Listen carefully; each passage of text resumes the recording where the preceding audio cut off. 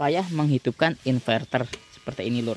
ETS-nya ini pekerjaannya seperti ini, kebalikan dari part satunya lur, hampir sama ya.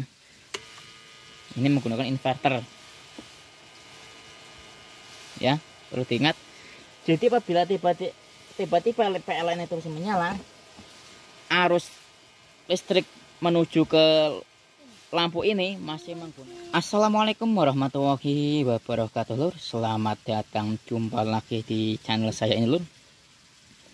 Oke lur, pada part 2 nya lur ya, untuk bagian 2 nya kita di sini saya akan mau merakit ATS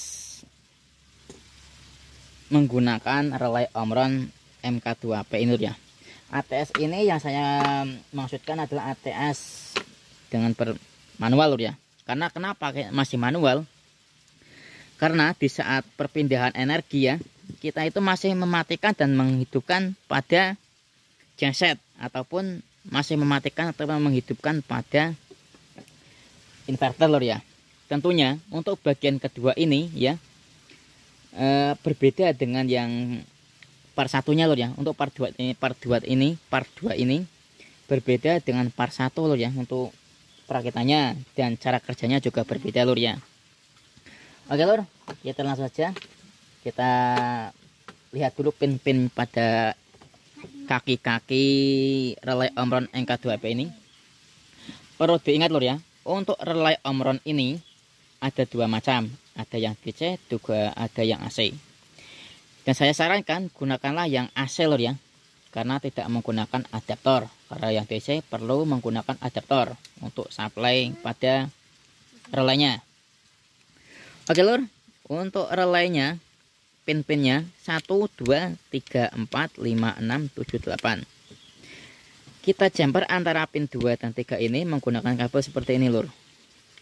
Dan selanjutnya kita jumper juga antara pin 6 dan 7 ini, 6 dan 7 dengan kita jumper seperti ini lur. Pahami lur ya, paham kan lur ya. Selanjutnya pin 1 dan 8 ini yang nantinya menuju ke beban ataupun menuju ke listrik, menuju ke lampu ataupun instalasi rumah Anda lur ya.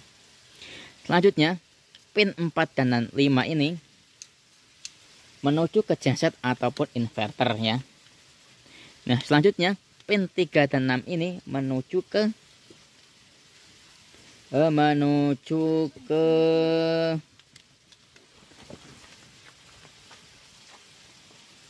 maaf lur. Selanjutnya pin 4 dan 5 ini menuju ke PLN lur ya, menuju ke PLN ya. Maaf lur.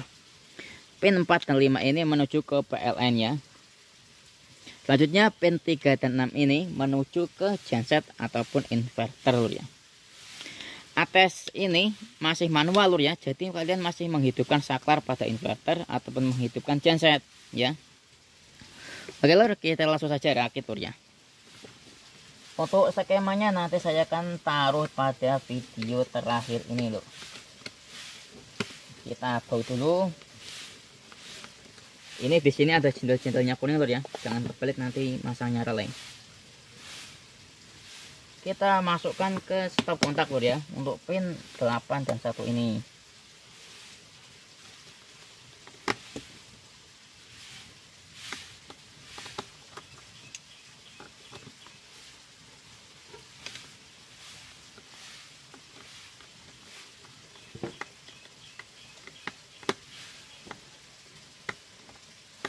Selanjutnya dari PLN ya, kita masukkan dari pin 5 dan 4 ini lur ya. 4 dan 5 menuju ke PLN.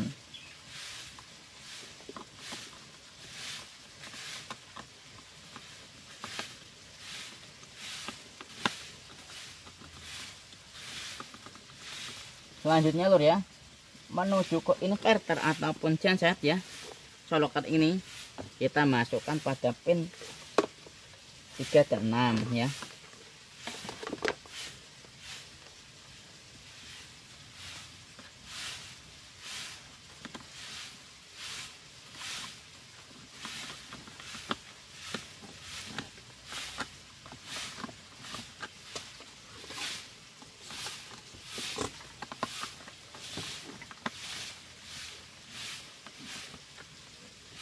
Oke Ini lur, sudah jadi lur ya. Selanjutnya kita masukkan relay omron ini pada dudukannya lur ya. Jangan sampai kebalik. Yang ada tulisannya ini menuju yang ada sendelnya kuning ini lur ya. Nah, jadi ini lur. Stop kontak ini dari PLN lur ya. Kita nyala, coba kita gunakan listrik. Ya. Lampu nyala lur ya. Lampunya menyala.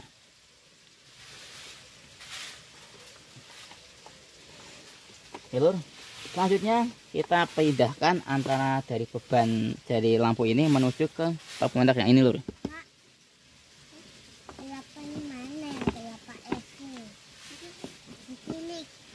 Oke, selanjutnya kita tancapkan colokan ini dari pin 45 dan 4 ini menuju ke PLN.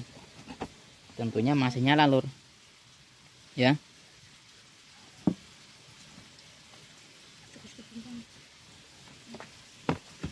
Ya, menyala. Selanjutnya kita menuju ke relay pin 3 dan 6 ini ke inverter ya. Nah, ini masih nyala menggunakan arus PLN. Nah, tiba-tiba PLN ini mati loh ya. Otomatis lampu ini kan mati ya. Kita perlu menghidupkan inverter loh ya. Nah, inverternya perlu saya colokkan lur. Kita perlu menghidupkan inverter dengan secara manual. Nah, seperti ini lur ya. Relay menyala. Perlu dilihat. Relay menyala ya. Nah, apabila tiba-tiba PLN itu menyala, tidak akan bentrok antara voltase listrik dan voltase listrik dari arus listrik dari inverter, atau tidak akan bentrok dari arus listrik dari PLN dan arus listrik dari inverter, tidak akan bentrok. Nah, kekurangannya kita harus mematikan inverter ini apabila listrik PLN itu sudah menyala. Ini menggunakan arus PLN. Ya. Nah, apabila PLN mati ya, kita harus susah payah menghidupkan inverter seperti ini lur. ETS-nya ini pekerjaannya seperti ini. Kebalikan dari part satunya lur. Hampir sama. Ya. Ini menggunakan inverter. Ya, perlu diingat. Jadi apabila tiba-tiba PLN itu menyala, arus listrik menuju ke lampu ini masih menggunakan sumber dari arus listrik dari inverter tersebut lur ya. Itulah perbedaan antara part 1 dan part 2. Nah, part 1 apabila listrik tiba-tiba menyala langsung pindah ke PLN, dan tapi inverternya masih menyala, tapi arus listriknya sudah dipakai PLN ya lur.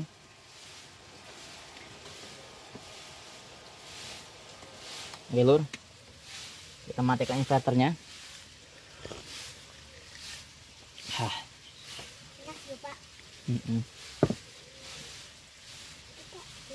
Ini lur ya, perlu pahami lur ya.